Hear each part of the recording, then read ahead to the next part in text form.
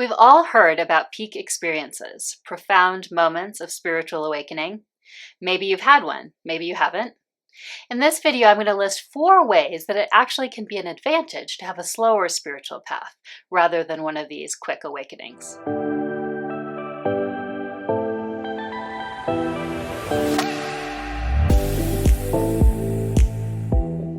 Hey everyone, I'm Sonja and this is Holiness Connection. So, the benefits of having a slower spiritual awakening, and yes, there are air quotes around that slower, because talking about that really makes it sound more goal-oriented and more like something to achieve, which isn't really how the spiritual path is. So I'm just using the word slower to provide a way of talking about it and distinguishing it from sort of these more abrupt spiritual awakenings. But just keep in mind that using that kind of terminology is a little tricky, right? And we are actually all right where we should be, and everything is unfolding as it should on our spiritual journeys. Yet, it's true that many people have an enlightenment moment or feeling of awakening. It can come through sometimes a time of difficulty, such as a health scare or a near-death experience. It can come through a moment of connection with a specific person or the feeling of connection to others as a whole. Satori is a Japanese Buddhist term for awakening, meaning comprehension or understanding. And I think it can get at that feeling of sudden knowing with a capital K that often occurs in these experiences, like a whole new way of understanding the world or the universe. So these can be wonderful experiences that jumpstart or accelerate the spiritual journey, and I've mentioned my own in earlier videos. So I'm coming from the perspective of having had this kind of experience, but also being more than a decade on from it. And so here are my thoughts on the advantages of actually having a slower spiritual journey of awakening than that. So why can it be a good thing to have a slower spiritual path as opposed to a lightning bolt awakening like mine? So number 1, I think, has to do with having the opportunity to do more work beforehand. And in this case, I'm particularly talking about psychological work, whether it's with relationships, whether it's healing from trauma, anything like that we often go through on our life path. And this really gets into the wholeness thing, where for me, the wholeness of this, coming into wholeness, is part of the spiritual journey, and that includes our body and our spirit and our mind and our relationships, and includes everything as one and doesn't exclude anything or spiritually bypass anything. So my perspective on this comes from the fact that when I had my awakening, it actually immediately pushed me into a path of healing.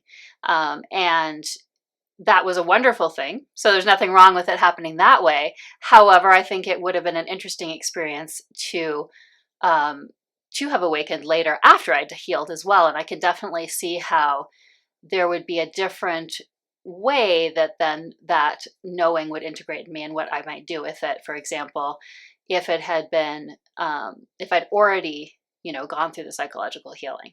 And you could even think of it like I sometimes think of it like that like part of the quote unquote purpose of it was to push me into that.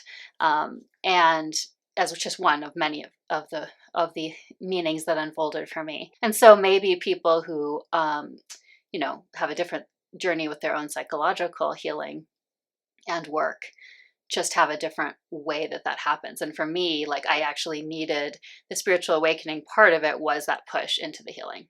So number 2 is that there's been more time for someone to have practices in place. I'm particularly thinking of spiritual practices like meditation, but it wouldn't necessarily have to be something like that. But what I'm thinking here is the fact that having these Satori type awakening experiences can be ungrounding. I think in a way mine was very grounding, like I got really pulled into my body in a way that I hadn't been. But at the same time, because it's such a profound, almost transcendent experience sometimes, it can, at least aspects of it are, it can be easy to have someone feel ungrounded from it. And if there's been a lot of spiritual work and grounding and other forms of, being present and things like that, then those are there as tools that are already there and like in your system that you're just used to and have become part of you. at that moment that then you are into the awakening, and so that those will hold you to some extent there. All right, so number 3 is, I guess, just purely age and wisdom, and by that I don't really mean chronological age. I really more mean like just the just having had various experiences that we have as we go through life, partly with other people, partly with the world, just with ourselves. The psychology stuff I talked about could be part of that, but kind of just in general, all the different experiences that we might have had. We've had a lot of experiences of integrating things that we've learned, for example, insights. So that might be a way in which having a gradual unfolding of insights along the spiritual path, just over the flow of time, means that one's doing it having had other experiences of integration just with life in general and experiences.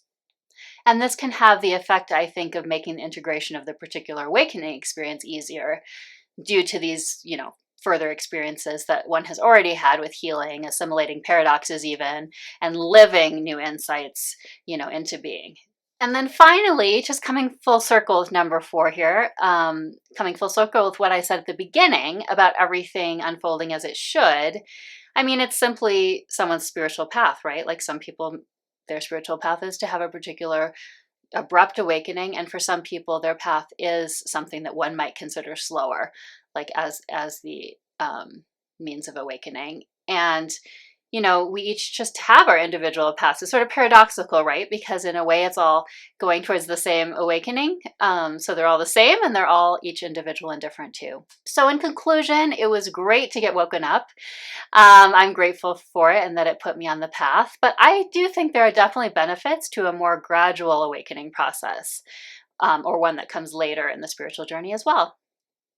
I'd love to hear in the comments if you've had a Satori type experience, or if you feel like you've had more of a gradual spiritual journey, and what you think about sort of the pros and cons to each.